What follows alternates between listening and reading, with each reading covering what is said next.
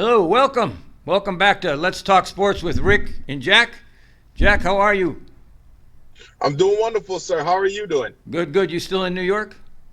Yes, sir. When are you going to be back to our in-house show together? This Zoom is great, but we miss you over here at the studio. Probably after the 6th. So I think our first show should be like the 9th. Okay, well, we're looking forward to 9th or 10th. Stay safe out there and enjoy. You get out to see a Yankee game or a Met game? What's going on? Too much rain out here. Well, they've still been playing, haven't they? Yeah, but chocolate melts in the rain. Oh, okay. I got it. I get it. I didn't know that. But, that's why you wear a raincoat and a hat and bring your umbrella.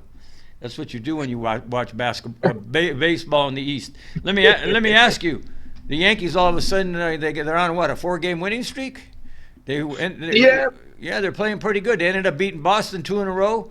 When it looked like they were going to continue to lose, they hadn't beaten Boston all year, and then they won 2 in a row, and then they won, 2 in a row in their latest series. So are the Yankees going to pick it up and get in this race, or what's going to happen with the Yankees? I think maybe they needed the All-Star break to regroup, and the chemistry and the team, the locker room wasn't what it should be, and maybe like side conversations and all that stuff during the All-Star break gave them time to come together and say, hey, give them a moment where they're not in and out of the grind on a daily basis to reflect and say, how do I be a better teammate? How do I be a better player?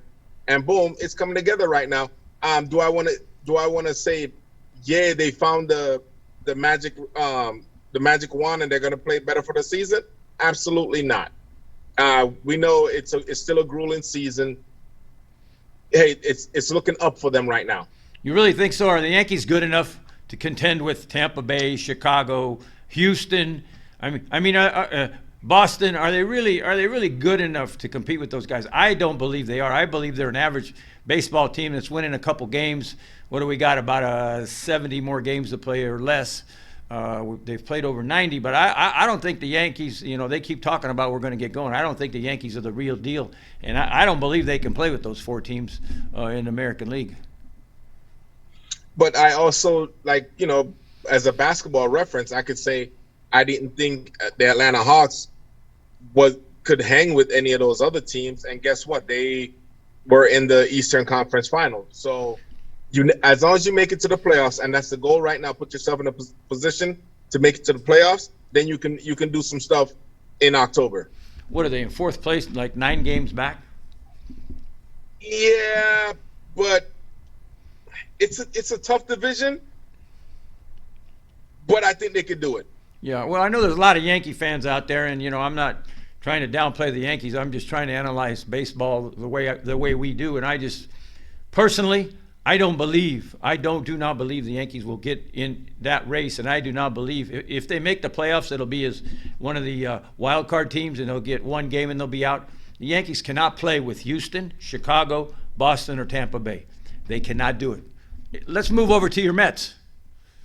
Are they going to hang on? They're getting pressure from the Phillies. The Phillies are up and down team.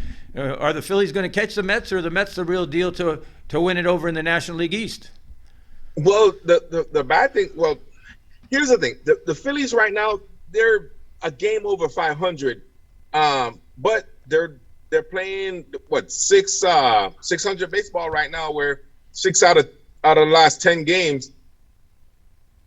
You never know. It's just the Mets are not consistent right now themselves. They're not. In the last 10 games, they lost 6.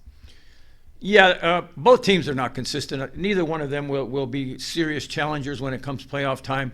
I just believe teams, the Giants continue. It amazes me that the Giants continue to lead the Dodgers. Now, they beat them 2 nights in a row. The Giants and Dodgers were virtually tied.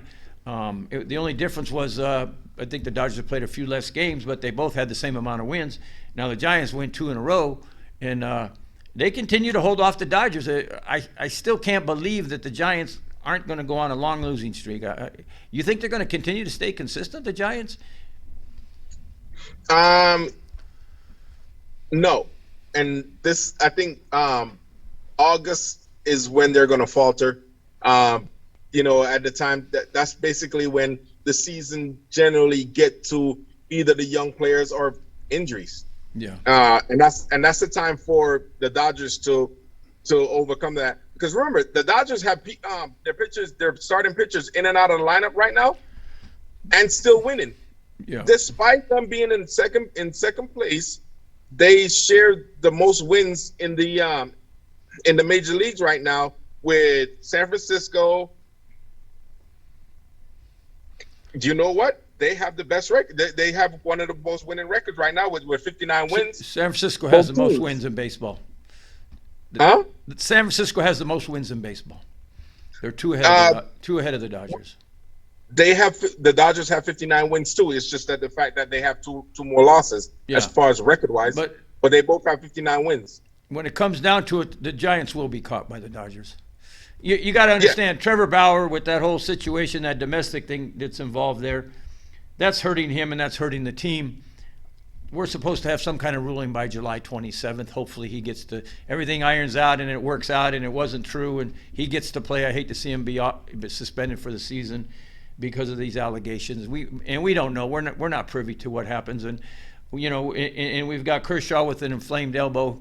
He should be back. So I think you're right. The Dodgers are going to make a big push in August. They're going to end up with the best record in baseball.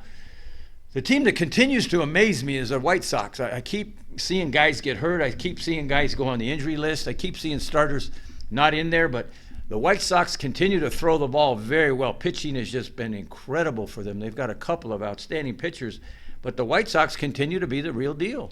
And I've waited for them to falter, and they haven't. 8 out of 8 and 2 in the last 10 games. They keep on winning.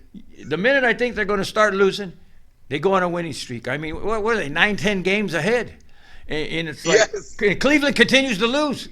I think Cleveland's lost two or three in a row. But the White Sox continue to play great baseball. And kudos to those White Sox fans because they deserve it. Like I always talk about my friend Jeff out there in Chicago. I mean, they thirst. They thirst like, the Milwaukee Bucks fans did. They thirst for a championship in Chicago, the White Sox. And, I just really wish them well. Yeah, absolutely. It's amazing that they continue to win, and you have like a team like Cleveland where this is a time when they're not doing it.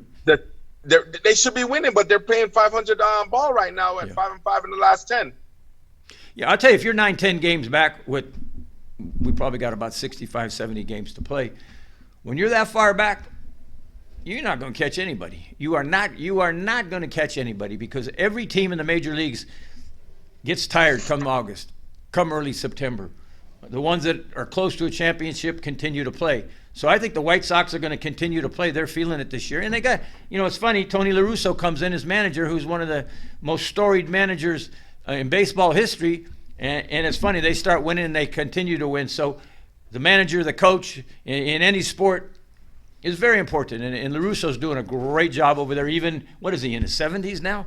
He's doing a great job. Yes. You're doing a great job. Houston and Oakland continue to play good ball. Houston is one of those surprise teams. Like I don't know how they do it year in and year out, but they're up there and they're doing their thing and they're winning. And Oakland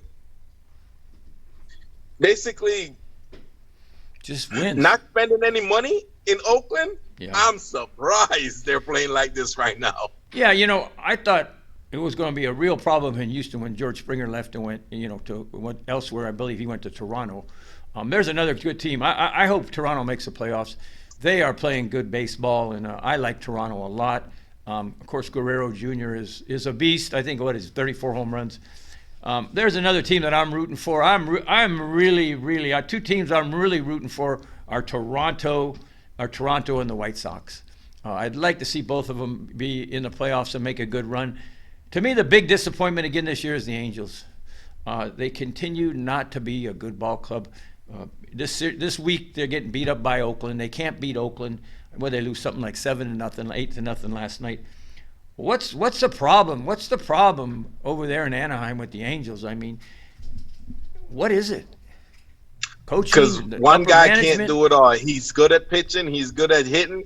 He's leading the major leagues right now with 34 home runs. He needs help. Ohtani can't do it all, but I mean, Trout is back, and they just don't win. It's a combination of pitching and skills, and I just don't understand a team that has that much money, that much of a money owner, that they don't bring in the players. And you know, Rendon coming out of Washington has been a bust for them. He's been hurt most of the time. He had that great season that, you know, the Nationals won the World Series, and for 2 years with the Angels, he's done nothing. The guy's been hurt most of the time, and it's so indicative to me of guys having one good year and then they're never any good anymore. It's like Rendon has done nothing for the Angels, and a man of that talent, it's a shame that he's hurt all the time. I don't get it. Is he training hard enough? What's going on there? But it's a collective problem with the Angels. Wouldn't you agree? There's a lot of problems there.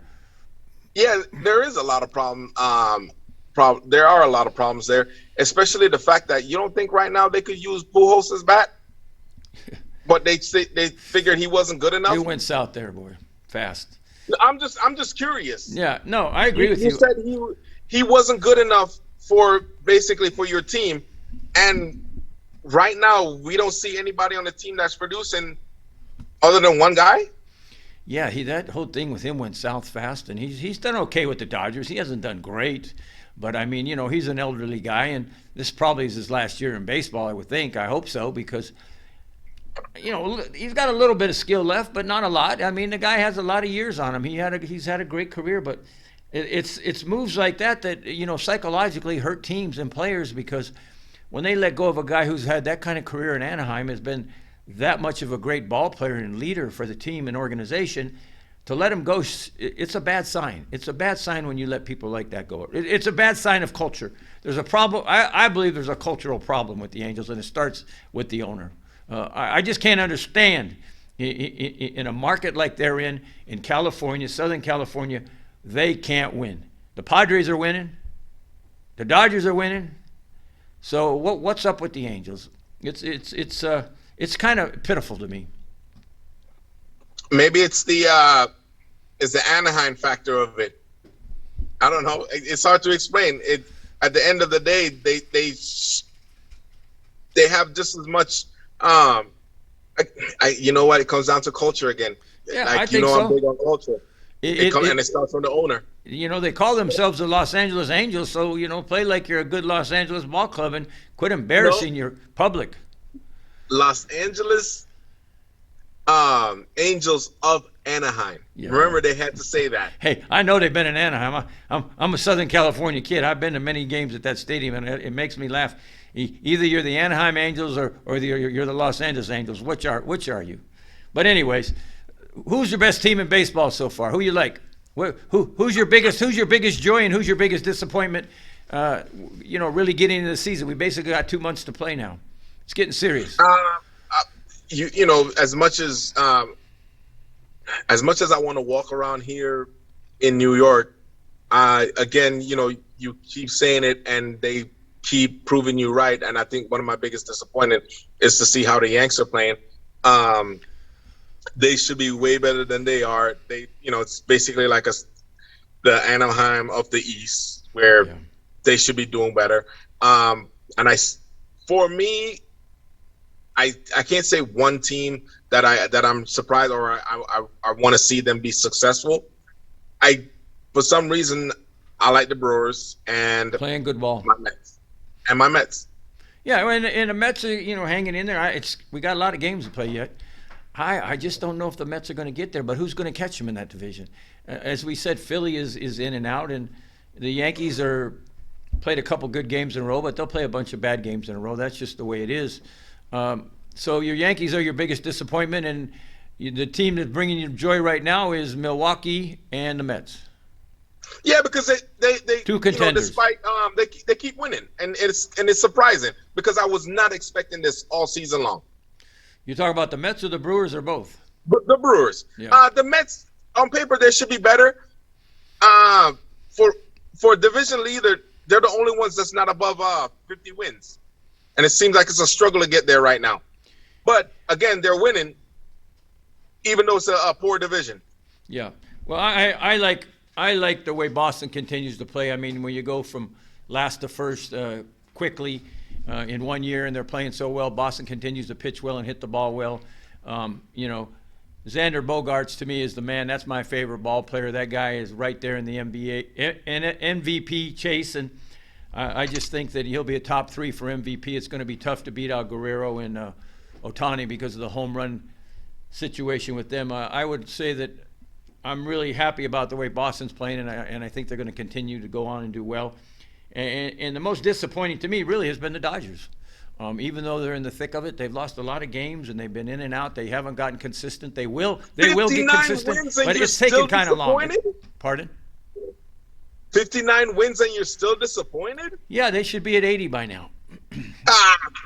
Come on, they're the great Dodgers, and I just don't think they've played well this year. And I think that they're gonna be there. I don't think they're going to be in the World Series this year. I don't think that they will repeat. There's some other great teams out there. We'll see what happens. Like you say, the Brewers. This may be the Brewers' year. It may be a Milwaukee year, my friend. It may be a Milwaukee year. Hey, that might be Title Town now. You know how it's cyclical. Look, Tampa Bay. Hockey, football, baseball, great team in the World Series last year. This may be Milwaukee. Milwaukee Bucks win the NBA title. Milwaukee Brewers, this could be their year. It could be an omen. Load your money up on Milwaukee. Anyways, we've talked a lot about baseball. Baseball is really heating up. And, again, we want to thank you all for viewing our shows, by the way. Our viewership is really, really skyrocketing and going up. And, Jack tells me that he's responsible for so many of our viewers coming in. And, his great knowledge and his great looks and his physicality that our fans just love to look at him. So kudos to my co-host, Jack, who is very confident in his followers. So we want to thank you for being Jack's followers of Let's Talk Sports Show. I'm just a simple host here, and we'll keep it that way, humble as we go. But let's move on. Congratulations on your successes, Jack. Keep it up, my brother. Oh, thank you. Hit and like that subscribe button. Absolutely. Keep watching us. We think we've got a lot of relevancy here and a great show, and we're going to be getting into NFL soon. So that's always fun, and we'll be giving out lots of good picks in the upcoming season. But what's going on with Olympics? Are we excited, not excited, no fans? COVID continues to race through the village. What's going on there? I mean, they're talking about that they still have time to cancel the games. What are we going to see an opening ceremony on Friday, or what's going to happen with the Olympic Games, Jack? What's going on there? It's going to be business as usual. You think so, huh? Yeah. Here's the thing. There's too much money involved in the planning. There are too many athletes already there for teams to be or countries to be backing out. I hope. At the end of the day, it's going to go on. I hope it's so. It's too much money involved. Yeah. What did they say? Japan is going to be out. What was it? 200 million on these games, or 2 billion, or something. It was a large number. I was reading the other day that Japan is going to lose on these games, and rightfully so when you got no fans and no concessions and all of that good stuff. But I'm looking forward to it. I'm looking forward to seeing the women, the WNBA women in the Olympics, and see how they do and see how that team does. And I'm also interested to see how the NBA guys are going to do in the Olympics against some other good players. What I found funny was Drew Holiday. They were asking him, well, you're going to finish up the NBA championship and you're going right to the NBA. He goes, well, right to the Olympics. And he says, why not? I'm going to go right from the NBA championship to the Olympics, and I'm going to play in the Olympics. I like playing basketball, and I love that kind of character. And if they play with that enthusiasm and that kind of character, they're going to get the Olympic gold medal. Absolutely. That it should be fun. Hopefully they do play. Hopefully we don't get a last-minute surprise that there's nothing going to go on. But Friday is opening ceremonies, and I'm looking forward to it because I've always been an Olympics fan. So tune in, watch it. It'll be a lot of coverage on the various networks. So enjoy the Olympics coming up on Friday. Let's talk a little bit of golf. The British Open, a tough tournament, a major tournament. Colin Morikawa, young man from Los Angeles by way of Cal, played his golf at Cal, has had a great career. He's not even 25 years old, and he's won a couple of majors. He looked great. He looked great in that British Open. What do you think? Was it a good tournament? Did you like it? Yeah. Do you think he's going to be the next Tiger? There's too many good guys We're right already now. doing that already? It's a good question. It's a good question. He looked great, and he held off some good golfers. I mean, John Rahm was right in the thick of it there, and Jordan Spieth, who's playing a much better golf this year, was in the thick of it. And it was those three guys fighting it out down the stretch. But Morikawa held him off, and I watched that kid play often, and I've always been a fan of him, particularly since he's an LA kid. But he's always right there, and he's a very good golfer. But that's a good question. Is he going to be as good as Tiger? I just think that golf right now, there are so many good players that are always right around it. And what I've been inquisitive about is what's going on with your man DeChambeau. I mean, he's getting in an argument with Cobra about his driver. It's their fault that he's not driving the ball well, and then he retracts it and says he's not playing well. It's not Cobra's fault. I mean, he's dogging out his sponsor right on national television. I mean, he came right out and said the problem with his game is Cobra. And then, of course, somebody from Cobra said he's basically an idiot. It's not the clubs, it's him. And then he comes out and says, yes, it's me. And it's just, is Koepka getting in his head, this argument these guys going on? I mean, what is wrong with DeChambeau's head? I know you're a big fan of his. What's going on with that kid? It's more than just somebody in his head. Over time, different golfers, especially like Tiger, end up based on injuries, their swings are different, and they don't always tell us the injuries they're having or going through, and it changes the swing, which in a sense it's on the club. So you're making alibis for DeChambeau, in other words. No, it happens in the sports. That guy's all crazy. the time. Hey, I know you're a big fan. He's been there on some tournaments, but let's be honest, he's embarrassing himself. In this dispute he's got going on with Koepka's making a fool of him. And he keeps making little innuendos about drivers and hitting the ball, and just, Koepka is making a fool of DeChambeau. And I mean, let's settle it, boys. Get it done. Go in the bathroom and have a fight. Beat each other up. I don't care what you do, but let's get back to golf. And DeChambeau, get your head right. So his problem is his head. His problem is his head. You think so? I do think so. I watch enough sports to understand that, and I believe that's the case. And he needs to go see his therapist, whoever he talks to help his game. So many of those guys have people that help their games. But I'm just real happy for Morikawa. He's a great kid. He's a young guy. He's dedicated to the game, and he's an asset to golf. He's an asset to the PGA Tour, as a lot of those guys are. They keep their mind in. But if you notice, golf more than any game, the mind plays a big part in it. And a lot of those guys that are so good, they go on losing streaks because the mind is not correct. Golf is one game more than any where it's very psychological. Correct. And it's good to see that his youth didn't get the better of him when it comes on the mental side of cracking under pressure. And he went out there and he won. Played great. It's funny, fans, all you followers, these shows go so quick. We're 30 minutes in here. We've talked, a little bit of sports, some good sports, a lot of baseball today.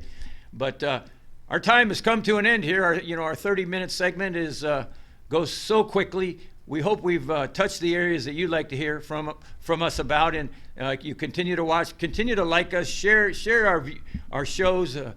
We want to build our viewership. We thank you for watching us at the various social media outlets. Jack, you want to finish with anything today? No, hit that like button. It's free. Subscribe. Same thing. It's not costing you anything. Thank you. Great seeing you. Have fun in New York. Dodge those raindrops. I know there's a lot of them lately, and keep praying for the Yankees and Mets. God bless you all. Thanks for watching the show.